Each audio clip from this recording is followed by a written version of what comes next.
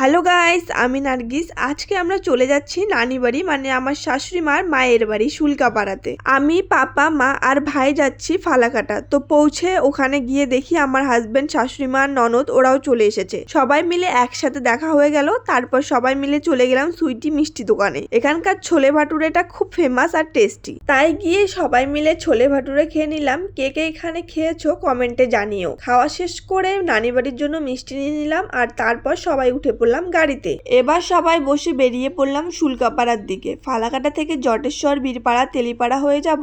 রাস্তায় যেতে যেতে কি সুন্দর বাগানের ভিউ দেখতে পাচ্ছিলাম। রোডটা একদম দারুণ লাগছিল। এইভাবেই বীরপাড়া ক্রস করে তেলিপাড়া দিয়ে চলতে থাকলাম শুল্কাপাড়ার দিকে। এই যে এই ব্রিজটা দেখছো, এটার পাশে নাকি ফেমাস উল্টা ঘর আছে। পরে কোনোদিন সময় করে এখানে ঘুরতে আসবো। কিছুক্ষণের মধ্যে নানি বাড়ি পৌঁছে গেলাম।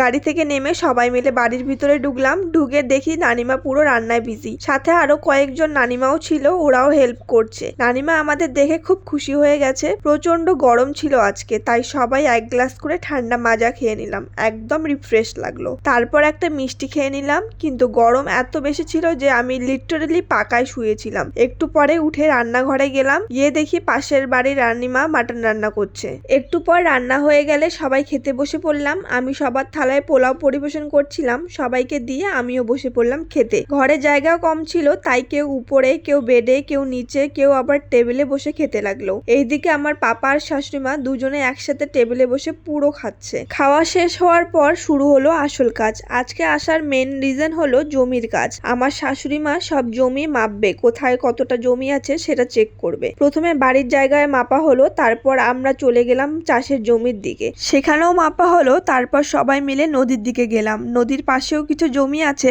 ওই জায়গাটা খুব সুন্দর। সামনে নদী আর ওই পারে জঙ্গল। অনেস্টলি বলতে গেলে একটা রিসোর্ট হলে এই জায়গাটা দারুণ লাগবে। কেউ যদি এই জমিটা কিনতে চাও তাহলে জানিও। কোনো রিসোর্ট বা আরো কিছুর ভালো অফার আসলে আমার শাশুড়ি মা আর আমার নানিমা এই জমিটা বিক্রি করে দিবে। মা বাবা শেষ করে আবার সবাই বাড়ি ফিরে আসলাম। আমাদের আমিন বসে বসে হিসাব করে বের করছিল কোন দিকে কতটা জমি আছে। বাকিরা সবাই চা খাচ্ছিল, কিন্তু আমরা তো চা খাই না, তাই আমরা মোমো আর চপ খেয়ে নিলাম। সব কাজ শেষ হলো, এবার বেরোনোর পালা। সবাই রেডি হয়ে গেলাম বাড়ি ফেরার জন্য। নানিমাকে টাটা করে বেরিয়ে পড়লাম। তখন অনেক রাত হয়ে গিয়েছিল, তাই রাস্তায় একটা হোটেলে দাঁড়িয়ে ডিনারটা করে নিলাম, না হলে বাড়ি গিয়ে রান্না করতে করতে 1টা বেজে যেত। আমরা ভাত খেয়ে নিলাম আর ওরা রুটি খেয়ে নিল। শেষে সবাই মিলে বাড়ি ফিরে আসলাম। তো এই ছিল আজকের নানি বাড়ি ব্লগ। কেমন লাগলো কমেন্ট করে জানাবে, লাইক শেয়ার করতে ভুলো না। আবার দেখা হবে নেক্সট কোনো ব্লগে। Tata, by.